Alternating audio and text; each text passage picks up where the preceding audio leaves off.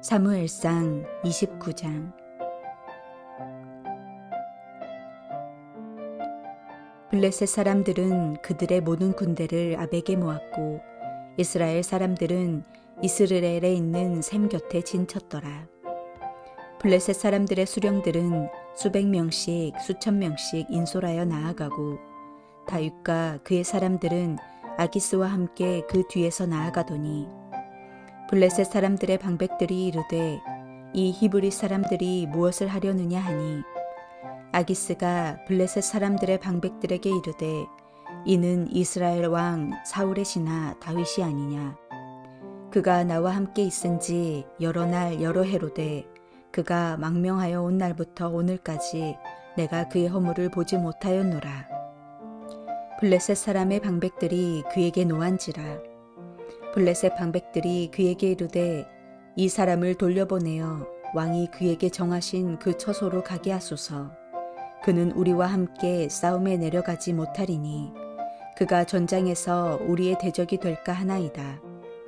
그가 무엇으로 그 주와 다시 화합하리이까? 이 사람들의 머리로 하지 아니하겠나이까? 그들이 춤추며 노래하여 이르되 사울이 죽인 자는 천천히요 다윗은 만만히로다 하던 그 다윗이 아니니이까 하니 아기스가 다윗을 불러 그에게 이르되 여호와께서 살아계심을 두고 맹세하노니 내가 정직하여 내게 온 날부터 오늘까지 내게 악이 있음을 보지 못하였으니 나와 함께 진중에 출입하는 것이 내 생각에는 좋으나 수령들이 너를 좋아하지 아니하니 그러므로 이제 너는 평안히 돌아가서 블레셋 사람들의 수령들에게 거슬러 보이게 하지 말라 하니라. 다윗이 아기스에게 이르되 내가 무엇을 하였나이까? 내가 당신 앞에 오늘까지 있는 동안에 당신이 종에게서 무엇을 보셨기에 내가 가서 내 주 왕의 원수와 싸우지 못하게 하시나이까 하니 아기스가 다윗에게 대답하여 이르되 내가 내 목전에 하나님의 전령같이 선한 것을 내가 아나 블레셋 사람들의 방백들은 말하기를 그가 우리와 함께 전장에 올라가지 못하리라 하니 그런즉 너는 너와 함께 온 내 주의 신하들과 더불어 새벽에 일어나라. 너희는 새벽에 일어나서 발거든 곧 떠나라 하니라. 이에 다윗이 자기 사람들과 더불어 아침에 일찍 일어나서 떠나 블레셋 사람들의 땅으로 돌아가고 블레셋 사람들은 이스라엘로 올라가니라.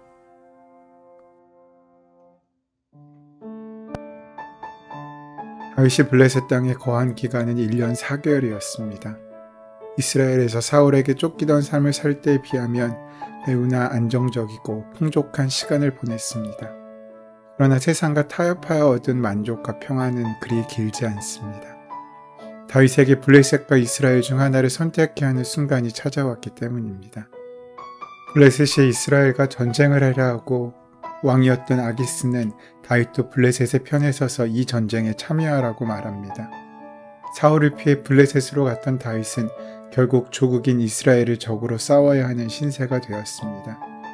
전쟁에 나서자니 나라와 민족을 배신해야 하고 전쟁을 피하자니 의리를 저버려야 하는 이런 상황이 다윗의 현재의 상황인 것입니다. 잘못된 판단이 갖고 온 결과입니다. 혼자 생각한 지혜가 불러온 결과가 이렇게 될 수밖에 없습니다. 사람이 정도가 아닌 꼼수에 눈이 멀면 순리대로 오히려 점점 더 편안해지고 문제가 해결되는 것이 아니라 그 상황이 더 꼬여가는 것이 인생입니다. 어렵고 고단한 것보다 편하고 쉬운 것을 선택하다 보면 하나씩 지어져가는 인생의 미래보다 오늘의 당장의 일이 더 중요하게 여기고 살아가다 보면 하나님의 법보다 내 생각이 더 가까워지고 기대했던 것과 달리 더 꼬여가는 것이 인생입니다.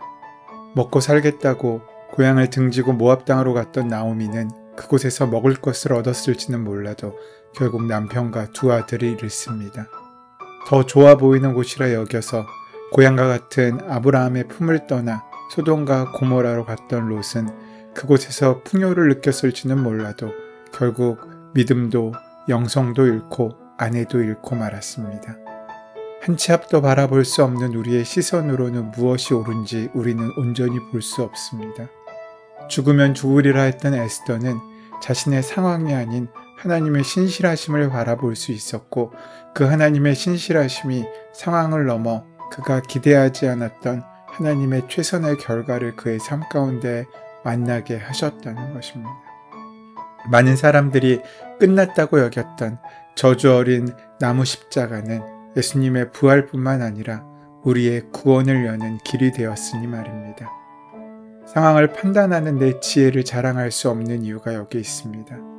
뭐든지 할 수 있다는 내 패기나 부를 자랑할 수 없는 까닭도 여기 있습니다. 우리가 오직 자랑할 수 있는 것은 나를 통해서 하나님께서 하신 일뿐이고, 우리가 오직 의지해야 할 것은 나를 통하여 가고자 원하시는 주님의 뜻을 묻고 그렇게 들은 말씀에 온전히 순종하는 삶을 살아가야 하는 것밖에 없습니다. 그렇게 다윗은 아기스와 함께 블레셋 군대에 집결지인 아벡까지 오게 됩니다. 이때 다윗의 마음이 어떻겠습니까? 무척이나 괴로웠을 것입니다. 이제 겨우 정착하여 가족과의 안정된 생활을 살기 시작했는데, 여기서 전쟁에 나가지 않겠다고 말하면 이 모든 것을 잃어버리고 이전보다 더 비참한 도망자의 삶을 살아야 할 것입니다. 그렇다고 하나님의 백성을 공격하면 그것은 하나님을 대적하는 상황이 되기 때문에 그 역시도 선택할 수 없는 노릇입니다. 말 그대로 진퇴양난의 상황에 빠지게 된 것입니다. 아더 핑크 목사님은 이 상황을 이렇게 표현하고 있습니다. 그리스도인이 도움을 얻기 위해 세상을 향해 돌아설 때 그는 자신이 세상으로부터 그 도움에 대한 값을 지불하라는 요구를 받게 될 것이라고 예상해야 한다. 우리가 세상을 의지하고 세상의 도움을 받았다면 세상은 반드시 그 대가를 요구한다는 사실을 우리는 알아야 한다는 말입니다. 세상에 공짜는 없다는 말이 있습니다. 세상이 다윗에게 요구한 대가가 무엇입니까? 하나님의 백성을 공격하고 하나님을 대적하라는 것입니다. 그래야 세상이 주는 안정과 풍요를 계속 누릴 수 있다고 우리를 위협합니다. 우리도 하나님이 기뻐하지 않는 삶이라는 것을 알면서도 세상이 주는 이익과 즐거움 때문에 그건 역시 포기하지 못하고 위태롭게 살아갈 수 있습니다. 하지만 세상은 반드시 우리에게 그 대가를 요구할 것입니다. 세상이 주는 만족과 즐거움을 계속 누리고 싶으면 하나님을 생각하지 말고 하나님의 말씀을 부인하고 하나님을 대적하라고 말입니다.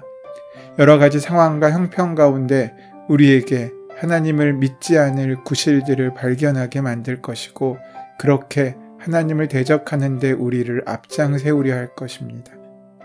아벡으로 가는 그 길에서 다윗의 번민이 얼마나 컸을지 생각해 봅니다. 다윗이 기도했다는 말은 없지만 속으로 계속 기도했을 것 같습니다. 그리고 그 기도는 아주 형편없는 기도였을 것이라고 생각이 듭니다. 이런 것이겠죠. 하나님, 저를 도와주십시오. 저는 블레셋의 안정된 삶도 포기할 수 없고 하나님의 백성도 공격할 수 없습니다. 이런 저를 제발 구해 주십시오. 때로 우리는 이런 원초적이고 형편없는 기도를 할 때도 있지 않습니까? 하나님의 뜻대로 할 생각도 없고 이러지도 저러지도 못한 채 하나님께 그저 도와달라고 살려달라고 기도하는 것입니다. 좋게 말해 진퇴양난이지 사실은 하나님과 세상의 양다리를 걸치고 어느 하나도 포기할 수 없다는 비겁한 기도에 불과합니다. 참된 신앙은 결단하는 것입니다. 끊을 것은 끊고 붙잡을 것은 온전히 붙잡는 것이 신앙입니다. 내가 끊지 않고 포기하지 않는 한 우리의 믿음은 온전할 수 없습니다. 우리는 그렇게 다윗처럼 연약하고 형편없는 사람들입니다. 다윗이 기도를 했든지 하지 않았든지 문제의 본질은 달라지지 않습니다. 다윗은 선택을 미룬 채 아벡으로 갑니다. 이 역시 매우 무책임한 태도입니다. 하지만 놀랍게도 하나님께서는 그런 다윗에게 은혜를 베푸십니다. 하나님께서는 특별하고 신비한 방법으로 다윗의 피할 길을 허락하셨습니다. 블레셋의 방백들이 다윗을 알아보고 다윗이 전쟁에 참여하는 것을 반대하고 나선 것입니다. 전쟁에 나가면 그가 틀림없이 배신하여 오히려 블레셋을 칠 것이라는 것입니다. 그러함에도 그를 벌하거나 죽이려고 하지도 않습니다. 그저 그가 있는 땅으로 돌려보내라고만 합니다.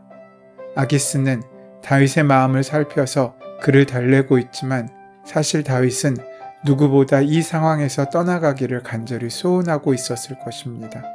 하나님의 섭리가 이렇게 다윗을 위하여 은혜롭게 진행되고 있으신 것이었습니다.